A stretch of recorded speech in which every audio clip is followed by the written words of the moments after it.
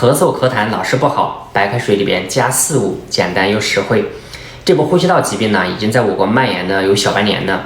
那不管是小孩还是大人呢，不管是感染了流感，还是支原体，还是普通的小感冒，那很多人别的症状都好的差不多了，唯独这个咳嗽咳痰呢，一直没有好彻底。有的人呢能咳嗽好几个月。今天呢，我给大家分享一个小方子，大家不妨点赞收藏起来，照着做。我们可以取甘草12克、生姜15克、人参10克、大草10枚，加水500毫升呢来煎服，一天喝2次。那这个小方子呢，可是大有来头啊！它是出自药王孙思邈的《千金方》里的生姜甘草汤。